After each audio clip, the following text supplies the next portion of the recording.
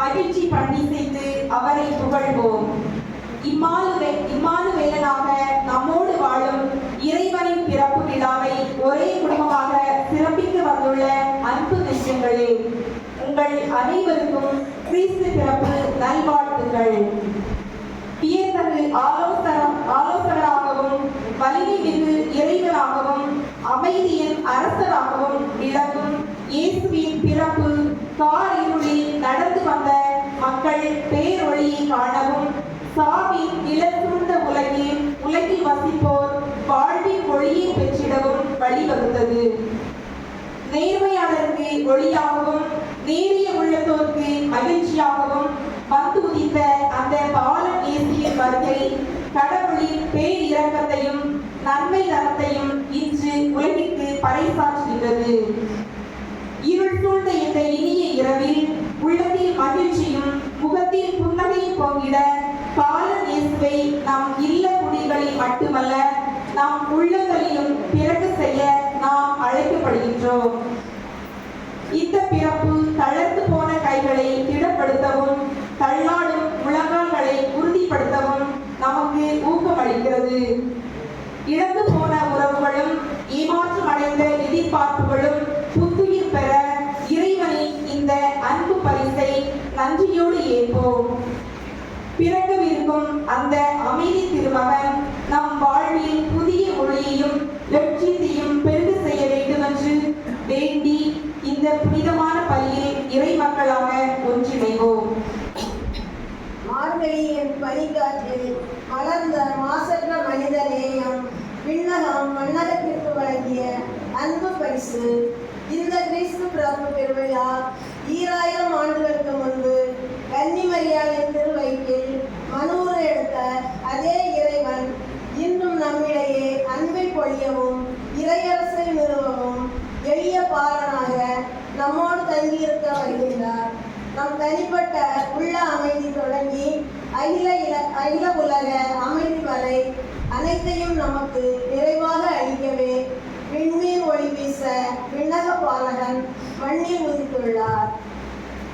இப்போது ஆலய மணிகள் முழங்க வான வேடிக்கைகள் அதிர வண்ண ஒளியாலும் நம் உழைப்பாலும் நாம் அழகுற தயாரித்துள்ள இந்த குடிலை நம் அருட்தந்தை அவர்கள் திறந்து வைப்பார். குடியில் பாலன் இயேசு வீட்டிற்கும் இந்த இனிய வேளையில் நம் இதய குடில்களையும் அவருக்காக திறந்து வைப்போம்.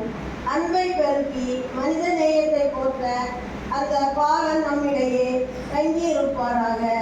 வாருங்கள், வானதூதர்களோடு இணைந்து உன்னதங்களிலே இறைவனுக்கு மகிமை உண்டாகுக என்று விண்ணதிர ஆர்ப்பரித்து பாடி மகிழ்ச்சியுடன் திருப்பலியை தொடர்வோம். ஆண்டவரேசுடைய பிறப்பை நாம் மகிழ்ச்சியோடு கொண்டாட இருக்கின்றோம். எனவே இந்த நேரத்திலே ஊடகங்களிலே பாடகர்களோடு இணைந்து பாடி ஆண்டவரேசுடைய பிறப்பை பெரும் மகிழ்ச்சியோடு நாம் கொண்டாடுவோம். இசையாவின் ஆறுதல் மொழிகளை இன்றைய முதல் வாசகம் நமக்கு வழங்குகின்றது. அடிமைத்தனத்தின் முகத்தடிகள் உடைக்கப்பட்டு அமைதியின் அரசராக ஒரு குழந்தை நமக்கு வழங்கப்பட்டுள்ளார் என்ற மகிழ்ச்சியான செய்தியை இது பறைசாற்றுகிறது. அந்த பேரொழியாகிய குறித்து நம் வாழ்வில் உதிக்க காத்திருப்போம். இந்த இறைவார்த்தையை தியானிப்போம்.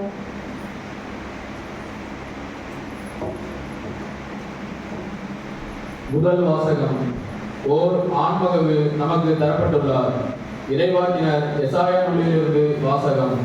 அதிகாரம் 9 இறைவசனங்கள் 2 முதல் 4 தொடர்ச்சியாக 6 மற்றும் 7. காதல்களில் நடந்து வந்த மக்கள் பேரொழியை கண்டார்கள். சாவின் நிழல் சூழ்ந்துள்ள நாட்டில் குடியிருப்போர் மேல் சுடரொளி உதித்துள்ளது. ஆண்டவரே, அந்த இனத்தாரை பல்கி பெருக செய்தீர். அவர்கள் மகிழ்ச்சியை மிகுதிப்படுத்தினீர். அறுவடை நாளில் மகிழ்ச்சி வருவது போல் மகிழ்ச்சியை நினைவுபடுத்தினீர். உம் திருமுன் அவர்கள் அகமகிழ்கிறார்கள். கொள்ளை பொருளை பங்கிடும் போது அக்களிப்பது போல் களி கூறுகிறார்கள். மிதியான் நாட்டுக்கு செய்தது போல அவர்களுக்கு சுமையை இருந்த நுகத்தை நீர் உடைத்தெறிந்தீர். அவர்கள் தோலை புண்ணாக்கிய தடியை தகர்த்து போட்டீர். அவர்களை ஒடுக்குவோரின் கொடுங்கோலை உடைத்தெறிந்தீர். ஏனெனில் ஒரு குழந்தை நமக்கு பிறந்துள்ளார், ஓர் ஆண்மகவு நமக்கு தரப்பட்டுள்ளது. ஆட்சி பொறுப்பு அவர் தோள் மேல் இருக்கும். அவர் திருப்பெயரோ வியத்தகு ஆலோசகர், வலிமைமிகு இறைவன், என்றுமுள்ள தந்தை, அமைதியின் அரசன் என்று அழைக்கப்படும். அவரது ஆட்சியின் உயர்வுக்கும் அமைதி நிலவும், அவரது அரசின் வளர்ச்சிக்கும் முடிவு இராது. தாவீதின் அரியணையில் அமர்ந்து தாவீதின் அரசை நிலைநாட்டுவார். இன்று முதல் என்றென்றும் நீதியோடும் நேர்மையோடும் ஆட்சி புரிந்து அவரது நிலை பெயராது உறுதிப்படுத்துவார். படைகளின் ஆண்டவரது பேரார்வம் இதை செய்து நிறைவேற்றும். இது ஆண்டவர் வழங்கும் அருள்வாக்கு.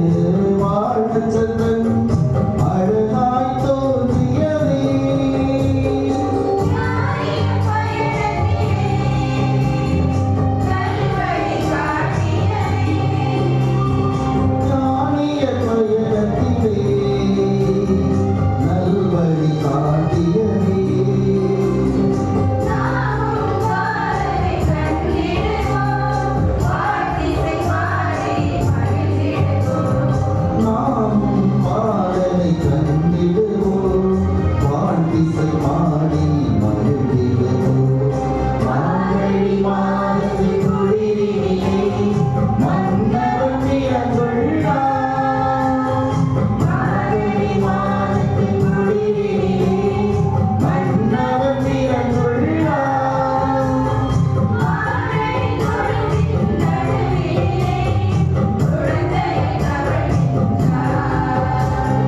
உன்னதங்களிலே கடவுளுக்கு ஆட்சி உண்டாகுக உலகில் நல்மனம் கொண்டோருக்கு அமைதியும் ஆகுக உன்னதங்களிலே கடவுளுக்கு ஆட்சி உண்டாகுக உலகில் நல்மனம் கொண்டோருக்கு அமைதியும் ஆகுக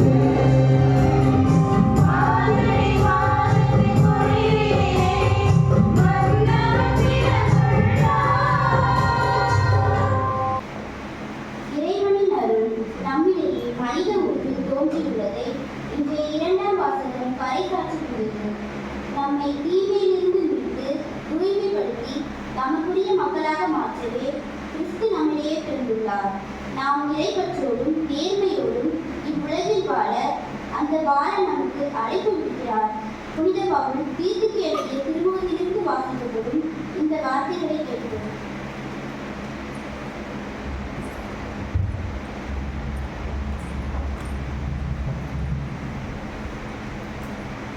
இரண்டாம் வாசகம். மனிதர் அனைவருக்கும் கடவுளின் அருள் வெளிப்பட்டுள்ளது. திருத்தூதர் பவுல் தீத்துவுக்கு எழுதிய திருமுகத்திலிருந்து வாசகம். அதிகாரம் 2, இறை வசனங்கள் 11 முதல் 14. மனிதர் அனைவருக்கும் மீட்பராம் கடவுளின் அருள் வெளிப்பட்டுள்ளது. நாம் இறைப்பற்றிமையும் உலகு சார்ந்த தீய நாட்களையும் மறுத்து கட்டுப்பாடுடன் நேர்மையுடனும் இறைப்பற்றுடனும் இளமையில் வாழ இவ்வருளால் பயிற்சி பெறுகிறோம். மகிழ்ச்சியோடு எதிர்நோக்கி இருப்பது நிறைவேறும் என காத்திருக்கிறோம். நம் பெருமைமிக்க கடவுளும் மீட்பரும் ஆகிய இயேசு கிறிஸ்துவின் மாட்சி வெளிப்பட போகிறது. அவர் நம்மை எல்லா நெருக்கீடுகளிலும் இருந்து மீட்டு நற்செயல்களில் ஆர்வமுள்ள தமக்குரிய மக்களாக தூய்மைப்படுத்த தம்மையே ஒப்படைத்தார். இது ஆண்டவர் வழங்கும் அருள்வாக்கு. கிறிஸ்து இயேசுவில் மிகவும் அன்புக்குரியவர்களே, நம் மீட்பர் பாலன் இயேசு நமக்காக பிறந்திருக்கிறார்.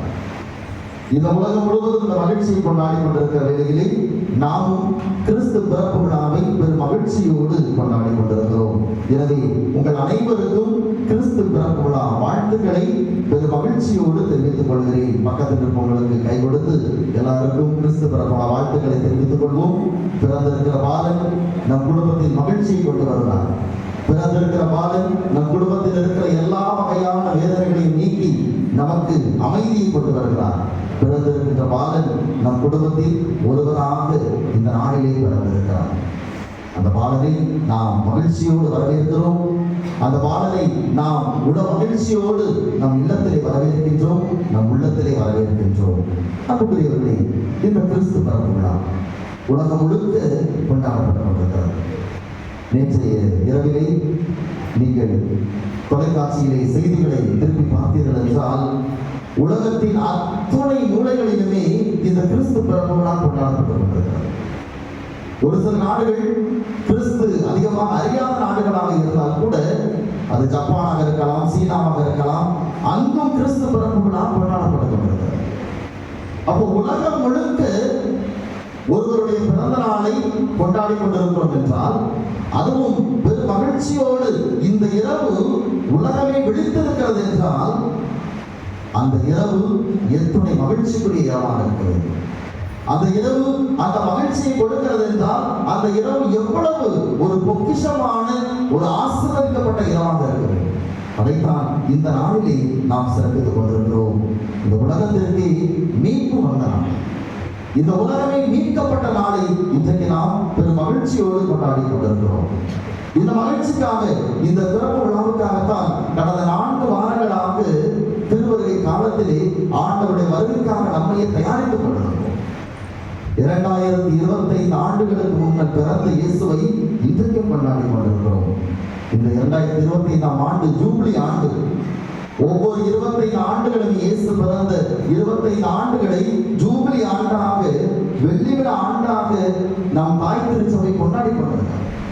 அந்த வகையில் இந்த ஆண்டு 2025 கிறிஸ்து பிறப்பு ஒரு ஜூபிலி ஆண்டாக உலகெங்கும் கத்தோலிக்க திருச்சபையிலே கொண்டாடப்பட்டுக் கொண்டிருக்கிறது. அப்ப இவ்வளவு மகிழ்ச்சியான ஒரு நாளை கொண்டாடி கொண்டிருக்கிறோம். அந்த நாளை திருப்பி பார்த்து அந்த மகிழ்ச்சியை உள்வாங்க இந்த விழா, இந்த பெருவிழா நமக்கு அழைக்கப்படுகிறது. இன்றைய நற்செய்தி வாசகம் நம்மை அப்படியே கடந்த காலத்திற்கு 2025 ஆண்டுகளுக்கு முன்னால் ஆண்டவர் இயேசுவுடைய பிறப்பை நம் கண் முன்னால் கொண்டு வரக்கூடியதாக இருந்தது. ரோமை நகர், அந்த நகரிலே லத்தீன் ஆட்சி மொழியாக இருக்கிறது. அதனை அழுத்த திருத்தமாக ஆட்சி மொழியாக பதிவு செய்ய வேண்டும் என்று ரோமை நகருடைய ஆளுநர் குறைநீர் நினைக்கிறான். எனவே அதற்காக மக்கள் தொகை கணக்கெடுப்பு எடுக்கிறார். இன்றைக்கும் இந்திய ஆட்சி மொழியாக்க வேண்டும் என்று பல்வேறு வகைகளிலே பல்வேறு செயல்பாடுகளை முன்னெடுப்பது போல அன்றைக்கு அந்த ரோமை ஆளுநர் லத்தீன் மொழி ஆட்சி மொழியாக்கப்பட வேண்டும், பல்வேறு மக்கள் இருந்தாலும் அதுதான் ஆட்சி மொழியாக வேண்டும் என்று அதற்கான மக்கள் தொகை கணக்கெடுப்பு எடுக்கிறார். அந்த கணக்கெடுப்பிற்காக அத்துணை பேரும் தங்களது சொந்த ஊருக்கு திரும்பி செல்ல வேண்டும். இன்றைக்கு நாம் இந்த SIR ஃபார்ம் நிரப்புறது மாதிரி எங்கே இருந்தாலும் நிரப்பி கொண்டு போய் கொடுப்பதோ, இணையதளத்தில் பதிவு செய்வதோ அன்றைக்கு சாத்தியமில்லாத ஒரு சூழல். கணக்கெடுப்பிற்கு எந்த தூரத்தில் இருந்தாலும் தனது சொந்த ஊருக்கு செல்ல வேண்டும். யோசேப்பினுடைய சொந்த ஊர் பெத்லகேம், தாவீதினுடைய வழிமரபில் வந்தவர். எனவே பெத்லகேமுக்கு திரும்பி செல்கிறார். தன்னுடைய கர்ப்பிணியான மனைவியோடு பெத்லகேமுக்கு வருகிறார். ஆனால் எப்போதுமே இந்த சூசையப்பர் பாவப்பட்ட மனிதர். நேற்று நாளிலும் நாம் கிறிஸ்து பிறப்புக்காக கேரல்ஸ் வந்தோம். 5 மாதம் வேடம் விடுவதற்கு ஆட்கள் இருந்தார்கள். ஆனால் ஒரு சூசையப்பருக்கு கூட ஆள் கிடைக்கவில்லை. எப்போதுமே சூசையப்பர் நம்ம பாதுகாவலர், பாவப்பட்ட ஒரு மனிதர். சொந்த ஊரில் அவருக்கு சொந்தமாக ஒரு காணி இடம் கிடையாது. சொந்த ஊர் பெத்லகேம், தனக்கென்று ஒரு வீடு கிடையாது, தனக்கென்று எந்த ஒரு இடமும் கிடையாது. தன்னுடைய சொந்த ஊரிலே ஒரு அகதியை போல தன்னுடைய மனைவி பிள்ளை பெற்றெடுப்பதற்கு இடமில்லாமல் ஒவ்வொரு வீடாக சென்று அவர் கேட்கிறார். யோசித்து பார்ப்போமே, என் சொந்த ஊருக்கு நான் போறேன், நான் திருவிழாவுக்கு போறேன்னு வச்சுக்கோமே, எனக்கு இருக்க வீடு இல்லை, என் சொந்தக்காரங்களாம் இருக்கிறாங்க, ஒவ்வொருத்தரையும் நான் போய் கேட்கிறேன். சூசையப்பர் போய் கேட்கிறாரு, எங்க வீட்டுல நிறைய சொந்தக்காரங்க இருக்காங்க, படுக்க கூட இடம் இல்லை, அதனால உங்களை எங்க வீட்டுல ஏத்துக்க முடியாது, தயவு செய்து வேற யார் வீட்லயாவது பாருங்கன்ட்டு சொல்றாங்க வச்சுக்கோ. அதுதான் இந்த சூசையப்பருக்கு நடக்கும். ஒவ்வொரு வீடாக போய் கதவு தட்டுறா, தனக்கு தெரிஞ்சவங்க, தன்னுடைய சொந்தங்கள், உறவுகள் ஒவ்வொருத்தர் வீட்டுக்காக போறார். ஆனா எங்கேயுமே அந்த மனுஷனுக்கு இடம் கிடைக்கும். கடைசியா ஒரு சொந்தக்காரர் ஏதோ கொஞ்சம் இறக்கப்பட்டு வீட்டுல இடம் இல்லை, ஆனா என் மாட்டு தொழுவும், மாடு இருக்கு, ஆடுலாம் இருக்குது, அது நல்லா இருக்காது, பூரா குப்பையா கூட இருக்கும், நீ கொஞ்சம் அட்ஜஸ்ட் பண்ணிக்கிட்டு அந்த தங்கெல்லாம் தங்கிக்க அப்படின்னு. இந்த மாட்டு தொழுவம் எதற்காக பயன்படுத்தப்பட்டது என்றால், பெரும்பாலும் இடையர்கள், ஆடு மாடு வைக்கிறவர்கள் கடும் குளிர் காலத்திலே, அந்த குளிர் மாதத்திலே, இந்த டிசம்பர் மாதத்திலே குளிர், பனி, இதில் தங்களை பாதுகாத்துக் கொள்வதற்காக இந்த ஆடலை குடில்கள், இந்த மாட்டு தொழுவங்கள் பயன்படுத்தப்பட்டது. அந்த இடம் தான் இவருக்கு கிடைக்கிறது. அங்க போய் சுத்தம் செஞ்சு தன்னுடைய மனைவிக்கு அங்கு பேர் காலம் நடக்கிறது. அன்னை மரியாதை பிறந்த குழந்தை இந்த குளிரில் நடுங்கக்கூடாது. அதனால அங்க இருக்கிற அந்த தீவன தொட்டி, அது கொஞ்சம் கதகதப்பா இருக்கக்கூடியது. அந்த தீவன தொட்டியில் பிறந்த குழந்தை இயேசுவை அங்கு கிடத்தி வைக்கிறார். இந்த நற்செய்தி முதலாக அந்த இடையர்களுக்கு அறிவிக்கப்படுகிறது. அன்புக்குரியவர்களே, ஆண்டவர் இயேசு இந்த உலகத்தை மீட்க வந்த மீட்பர் இப்படித்தான் கண்டிப்பாக பிறக்க வேண்டும். கண்டிப்பாக இயேசுடைய பிறப்பு இப்படித்தான் அமைய வேண்டும். எதற்காக இயேசு இப்படி பிறக்க வேண்டும்? இது எல்லாவற்றிற்கும் ஒரே பதில், கடவுள் நம் மீது வைத்த அன்பு மட்டும்தான். பழைய பாட்டிலிருந்து திருப்பி பார்த்தோம் என்றால், இந்த மனித இனத்தின் மீது கடவுள் வைத்த அன்பு மட்டும்தான் கடவுள் இந்த உலகத்தில் மீண்டும் பிறந்து வருவதற்கு ஒரு காரணமாக இருந்ததை நாம் பார்க்க முடியாது. யாராவது எடுத்து வாசிப்போமே. யோவான் நற்செய்தி 3ஆம் அதிகாரம் 16வது இறை வார்த்தை. யோவான் நற்செய்தி 3ஆம் அதிகாரம் 16வது இறை வார்த்தை. யோவான் நற்செய்தி 3ஆம் அதிகாரம் நம் ஒரே மகன் மீது தன் ஒரே மகன் மீது நம்பிக்கை கொள்ளும் எவரும் அழியாமல் நிலை வாழ்வை பெறும் பொருட்டு அந்த மகனையே அழிக்கும் அளவுக்கு கடவுள் உலகின் மேல் அன்பு கூறுவார்.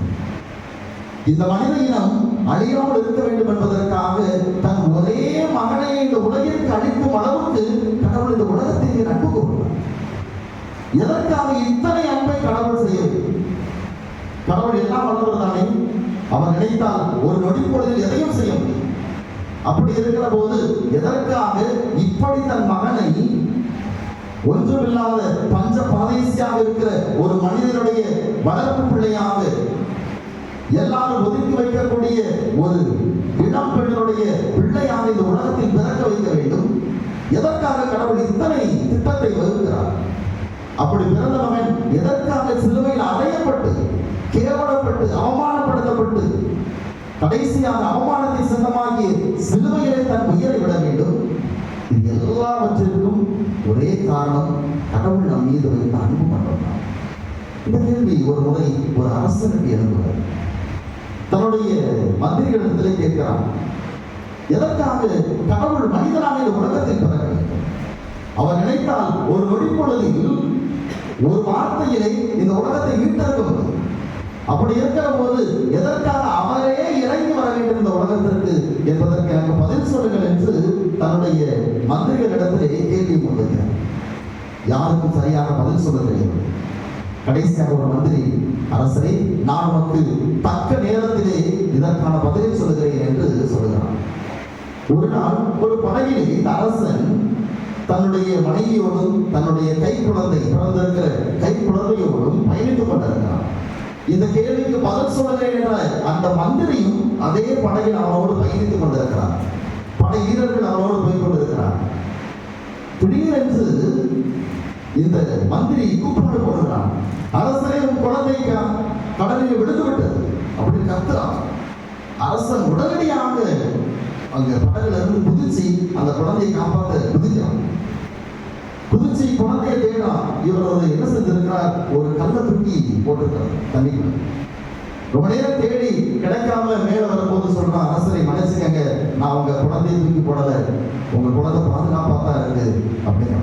அரசன் பயங்கர கோபம், ஏன் இப்படி செஞ்சு அப்படின்னு கேட்கிறப்ப, அரசரை, நான் இதற்கு பதில் சொல்வதற்கு முன்னால் எனக்கு ஒரு பதில் சொல்லணும். நாம போய்கிட்டு இருக்கிற படகுல இந்த குழந்தை தண்ணிக்குள்ள விழுந்துட்டுன்னு சொன்ன உடனே நீங்க என்ன செஞ்சிருக்கலாம், இங்க இருக்கிற படை வீரர்கிட்ட சொல்லி குதிச்சு என் பிள்ளையை காப்பாற்றுங்க நீங்க சொல்லியிருந்திருக்கலாம். இங்க இருந்த மற்ற எல்லாருமே நீச்சல் தெரிந்தவர்கள் தான் சொல்லி காப்பாற்றிருக்கலாம். நீங்க ஏன் குதிச்சீங்க அப்படின்னு கேட்கலாம். அப்ப அரசு சொல்லுகிறான், நான் ஏன் குதிச்சேன்னா அது என் பிள்ளை. உடனே மந்திரி சொல்லுகிறான், அரசரை, நீங்கள் கேட்ட கேள்விக்கும் இதுதான் பதில். ஏன் கடவுள் மனிதனாக இந்த உலகத்தில் பிறந்து வந்து இந்த மலைக்குளத்தை மீட்க வேண்டும் என்று கேட்டீர்களே? ஏனென்றால் நாம் அனைவருமே அவருடைய பிள்ளை. இன்றைக்கு உதாரணமாக கிறிஸ்துமஸுக்கு எல்லாம் ட்ரெஸ் எடுத்துருவோம் தானே. இன்னைக்கு நம்ம பிள்ளைகளுக்கெல்லாம் யாரு ட்ரெஸ் எடுத்திருப்போம்? உதாரணத்துக்கு இங்கே ராதிகா, உங்க பிள்ளைங்க ட்ரெஸ் எடுத்தீங்களா? யார் எடுத்த? நீங்க எடுத்தீங்களா இல்லை பக்கத்துக்கு யாட்டி கொடுத்து என் பிள்ளைங்க ட்ரெஸ் எடுக்கலாம்னு சொன்னீங்களா? எல்லாரும் அப்படித்தானே. என் பிள்ளைக்கு நான் தான் போய் ட்ரெஸ் எடுப்பேன். போய்கிட்டு இருக்க ஒரு பக்கத்து வீட்டுக்காரன்ட்ட என் பிள்ளைக்கு சேர்ந்து ட்ரெஸ் எடுத்துருன்னு சொல்லலாம். அப்படிதான். ஒரு சாதாரண ட்ரெஸ்ஸே என் பிள்ளைக்கு நானே போய் தான் எடுக்கணும், நான் பார்த்து எடுக்கணும், பார்த்து பார்த்து நல்லா எடுக்கணும்னு நினைக்கிறோம்னா, கடவுள் இந்த மனுக்குலத்தை மீட்க நினைக்கிறவர் மேல இருந்துகிட்டு மீட்கட்டு சொல்ல மாட்டார். அவர் இறங்கி வந்து நம் மீது கொண்ட அன்பு பார்க்கிறோம். பழைய ஏற்பாட்டில் எத்தனை இறைவாக்கினர்களை அனுப்பி கொண்டே இருக்கிறார். ஒவ்வொரு இறைவாக்கினரையும் திரும்ப திரும்ப அனுப்பிக் கொண்டே இருக்கிறார் மக்கள் தவறு செய்கின்ற போது. இதனுடைய உச்ச கட்டமாகத்தான் தன் மகனையே இந்த உலகத்திற்கு அனுப்பி வைக்கிறார். அன்புக்குரியவர்களே, இதுதான் அன்பு. இந்த அன்பை தான் இன்றைக்கு கொண்டாடி கொண்டிருக்கிறோம். இந்த கிறிஸ்து பிறப்பு விழா என்றாலே இது அன்பின் விழா, அவ்வளவுதான். கடவுளது அன்பை இந்த உலகத்துக்கு தெரிவிக்கின்ற விழா.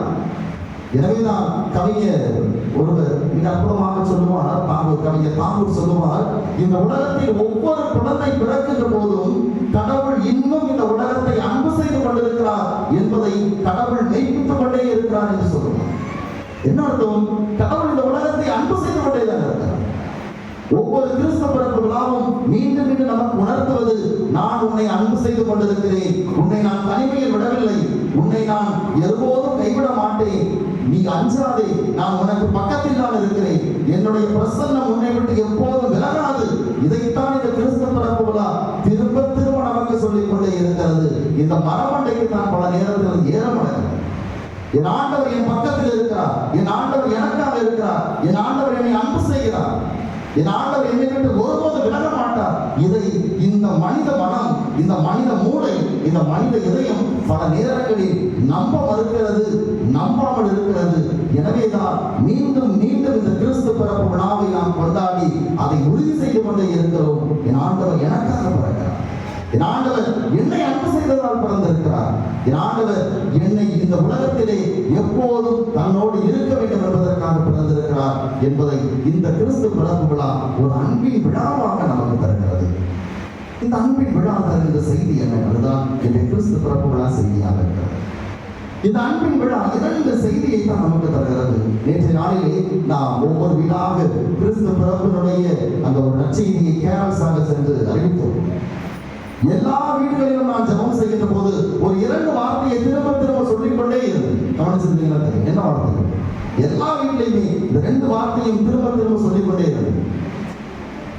சத்தமா? முதல் ஒன்று மகிழ்ச்சி, இன்னொன்று அமைதி. இந்த ரெண்டு தான் கிறிஸ்து பிறப்பு விழா, அன்பின் விழா தருகின்ற செய்தி. இந்த இரண்டு தான், மகிழ்ச்சி, அமைதி. இந்த நற்செய்தி வாசகம், இந்த வாசகங்கள் அத்தனை மீண்டும் மீண்டும் வைத்தது, இதோ உலகெங்கும் மகிழ்ச்சியூட்டும் நற்செய்தி நான் உங்களுக்கு அறிவிக்கிறேன் என்று இயேசுவுடைய பிறப்பு அறிவிக்கப்படுகிறது. இந்த முதல் வாசகத்தில் அத்துணை செய்தியும் மகிழ்ச்சியை எஸ்ஐயா இறைவாக்கினர் உரைத்துக் கொண்டே இருக்கிறார். இந்த மகிழ்ச்சிக்கான உருவங்களை அவர் இன்றைக்கு மிக அற்புதமாக தருகிறார். எது மகிழ்ச்சி? கிறிஸ்து பிறக்கிற போது, மெசியா பிறக்கிற போது என்ன மகிழ்ச்சி நடக்கிறது என்பதை அவர் மிக அற்புதமாக சொல்கிறார். கார் இருளில் நடந்து வந்த மக்கள் பேரொளியை கண்டு வந்தார்கள். கடுமையான இருட்டு, நடப்பதற்கு கூட வழி தெரியவில்லை. அப்படி இருக்கிற நான் போய்கிட்டு இருக்கேன்னு வச்சுக்கோ, ஒரு கடும் இருட்டுல போய்கிட்டு இருக்கிறேன், என் கண் முன்னால் ஒரு பெரிய ஒளி தெரிகிறது என்றால் அப்ப வருதே ஒரு மகிழ்ச்சி.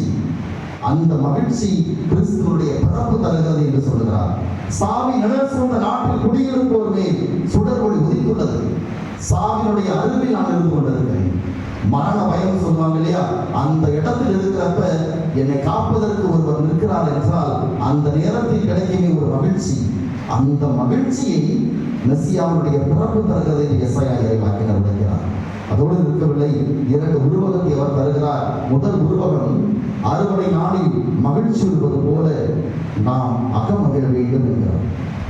ஒரு விவசாயி தன்னுடைய முதலையெல்லாம் போட்டு விதையை விதைக்கிறான், அதற்கு தண்ணீர் பாய்ச்சுகிறான், அதற்கு களை எடுக்கிறான், தன் நேரத்தை செலவழிக்கிறான், அது வளர்ந்து வரும் வரை அதற்கு தேவையான எல்லாவற்றையும் உறவிடுகிறான். கடைசியாக அந்த அறுவடை நேரத்தில் ஒரு விவசாயிக்கு இருக்குமே ஒரு மகிழ்ச்சி. தான் இத்தனை நாள் உழைத்த உழைப்பு, தான் போட்ட முதல் அத்துணையும் நெற்கதிர்களாக நிற்கிற போது அவனுக்கு இருக்குமே ஒரு மகிழ்ச்சி. அந்த மகிழ்ச்சியை கடவுள் வருகிற போது, மெசியா வருகிற போது நீங்கள் பெற்றுக்கொள்வீர்கள் என்று எஸ்ஐயா இஸ்ராயேல் மக்களுக்கு கொடுக்கிறார். இரண்டாவதாக, கொள்ளை பொருளை பங்கிடும் போது கிடைக்கின்ற அக்களிப்பது போல கழிப்பொருள். இது கொள்ளை பொருளை என்றால் கொள்ளையடிக்கப்படுகிற பொருள் அல்ல.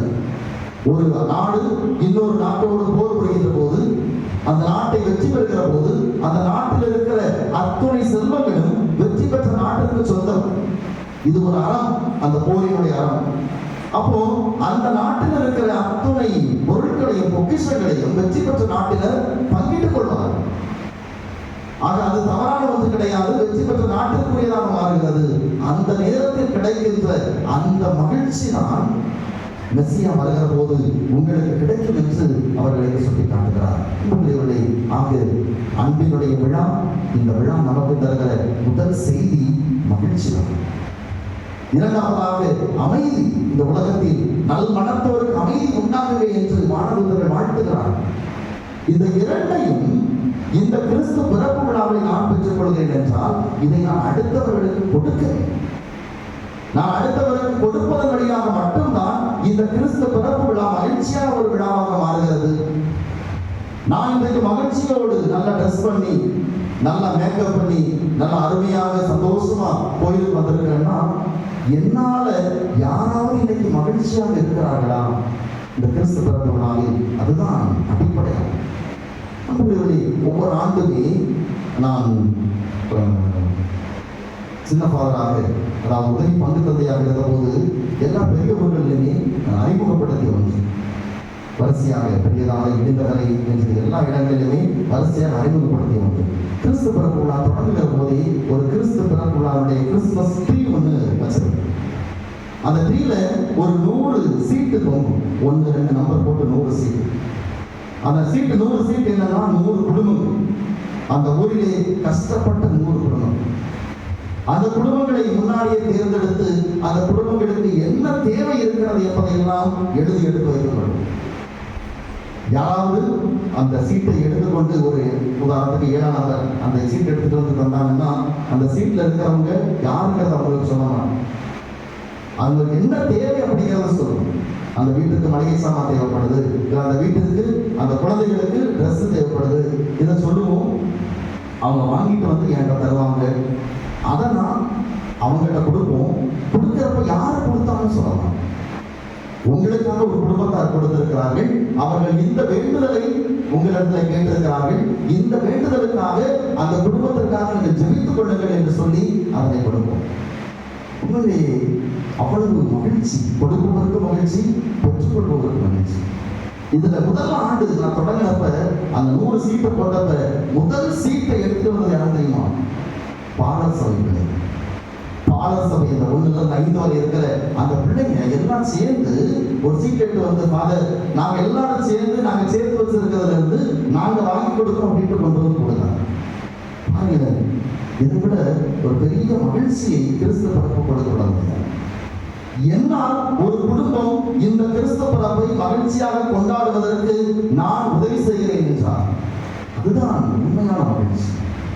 ஆண்டவர் இயேசு திரும்ப திரும்ப அதைத்தான் வாழ்ந்து காட்டுகிறார். உங்கள் தந்தை இரக்கமுள்ளவராய் இருப்பது போல நீங்களும் இரக்கமுள்ளவராக. பழைய பாட்டு முழுவதையும் நாம் தொகுத்து கரைத்து ஒரே மொழியில் சொல்ல வேண்டும், ஒரே வரியில் சொல்ல வேண்டும் என்றால் மிக அற்பமாக சொல்லப்பட்டிருக்கும். உன் ஆண்டவராகிய நான் உன்னிடம் எதை எதிர்பார்க்கிறேன்? தாழ்ச்சி, நேர்மை, இரக்கம். இந்த 3ஐ தவிர நான் வேறு எதையும் உன்னிடம் எதிர்பார்க்கவில்லை என்று கடவுள் திரும்ப திரும்ப சொல்லுவார்.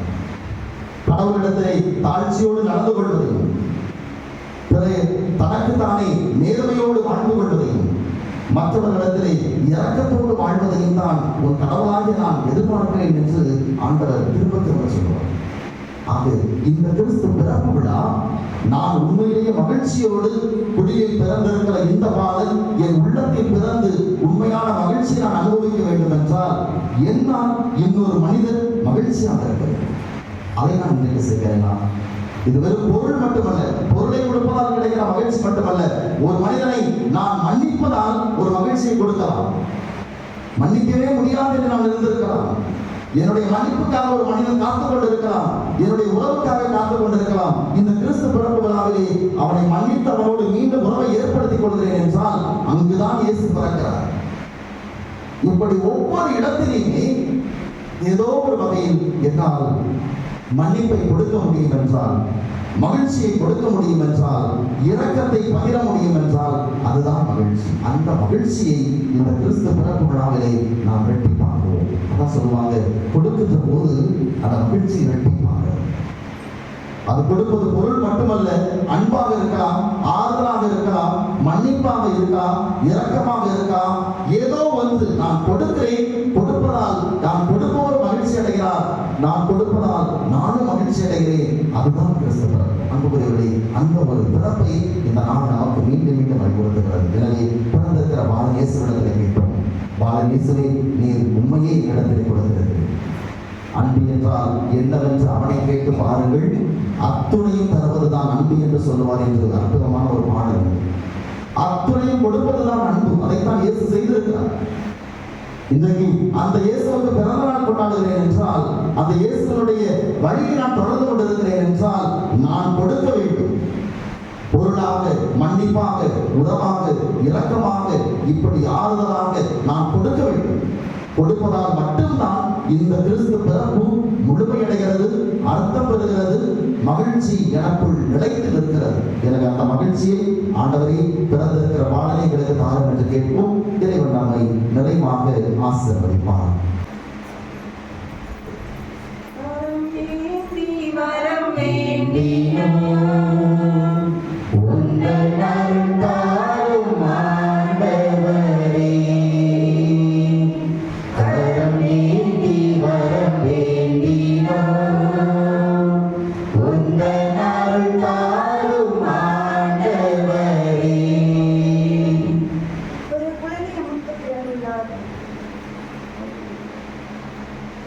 ஒரு குழந்தை நமக்கு பிறந்துள்ளார்.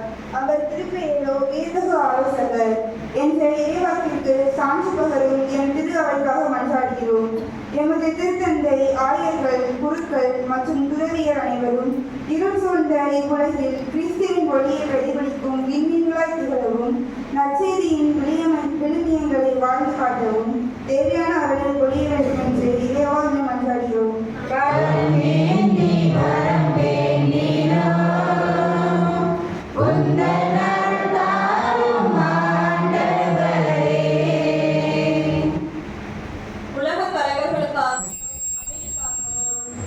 சாவின் நிழல் சூழ்ந்த நாட்டில் குடியிருப்போர் மேல் ஒளி உதித்துள்ளது என்ற வாக்கிற்கேற்ப உலகெங்கும் அமைதி நிலவ மன்றாடுகிறோம்.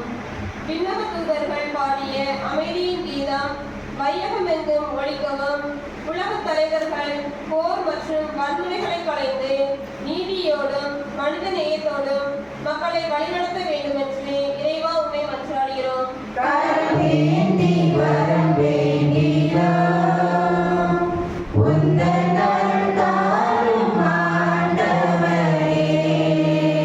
பங்கு சங்கத்திற்காகவும் நற்செய்தி பணியாளர்களுக்காகவும் எல்லா மக்களுக்கும் பெரும் மகிழ்ச்சியூட்டும் நற்செய்தியை உங்களுக்கு அறிவிக்கிறேன் என்று வானதூதரின் வார்த்தைகளை ஏற்று எம் பங்கு தந்தை, உதவி பங்கு தந்தை, துறவியர், பங்கு பேரவை உறுப்பினர்கள், அன்பியங்கள் மற்றும் பக்த சபையினர் அனைவரும் ஒருமனப்பட்டு உமது பணியை செய்யுமாறு ஆசீர்வதிக்க வேண்டும் என்று இறைவாமை மன்றாடுகிறோம்.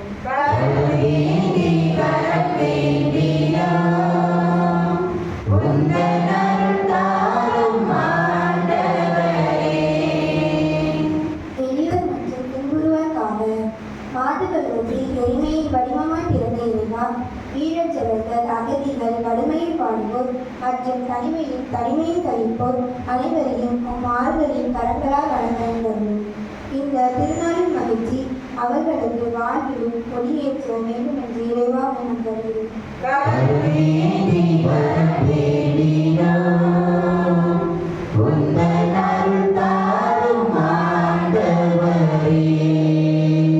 நற்கருணை வாழ்விற்காக ஜீவன தொட்டியில் கிடத்தப்பட்ட பாலனை போற்றி போழ்ந்த இடையர்களைப் போல நற்கருணை எனும் மறைமுறையில் வீற்றிருக்கும் உம்மை ஆராதிக்கும் ஆழமான விசுவாசத்தை எங்களுக்கு தந்திரணும். நாங்கள் உமது பிறப்பின் செய்தியை வெறும் வார்த்தைகளால் அன்றி எமது வாழ்விலும் பிறரோடு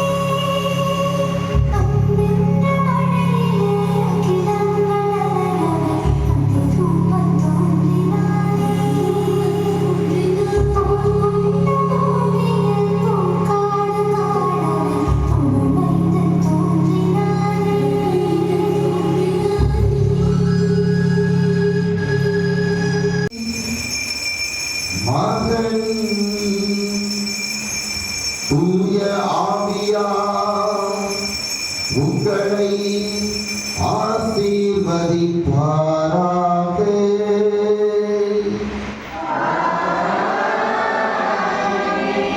பிறந்திருக்கின்ற பாலன் இயேசு தரும் அன்பையும் மகிழ்ச்சியையும் அமைதியையும் பெற்றவர்களாக சென்று வாருங்கள். கடவுள் நம்மோடு.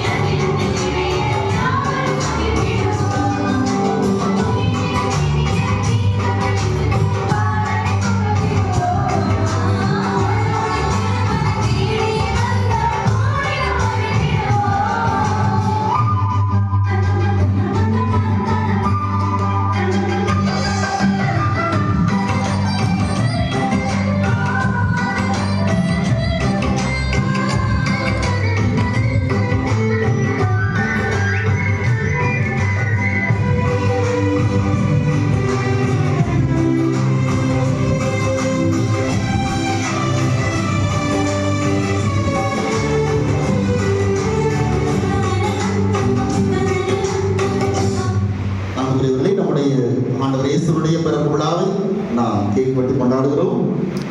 நாம் வருவோம்.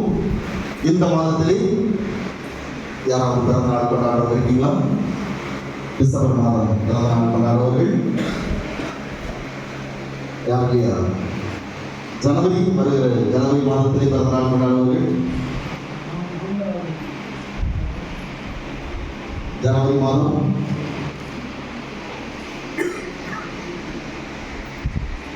கிறிஸ்து பிறப்பை நாம் கொண்டாடும் விதமாக கிறிஸ்துமஸ் தாத்தா இந்த கேக் வெட்டுகிற நிகழ்ச்சியிலே பங்கெடுக்கிறார்.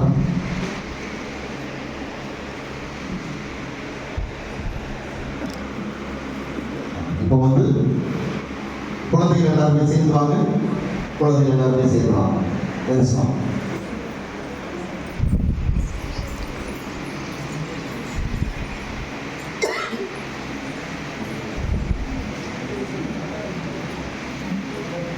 எல்லாம் செய்வாங்க.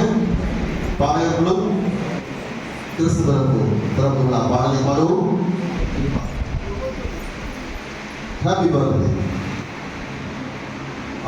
குழந்தைகள் படிச்சுங்க வெட்டுங்க. We wish you a Merry Christmas. We wish you a Merry Christmas. We wish you a Merry Christmas. Happy New Year. We wish you a Merry Christmas. We wish you a Merry Christmas. We wish you a Merry Christmas. Happy New Year. Happy birthday to you.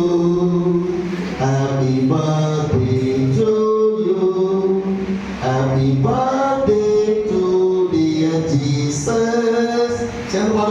Happy birthday to you. May God bless you. May God bless you. May God bless you, dear Jesus. Happy birthday to you. மீண்டும் பாருங்கள். பாருகிற போது கிறிஸ்து பிறப்பை நம்முடைய Christmas தாத்தா கொண்டாடுவார். நாம் நாம் இனிப்புகளை வழங்க உங்களை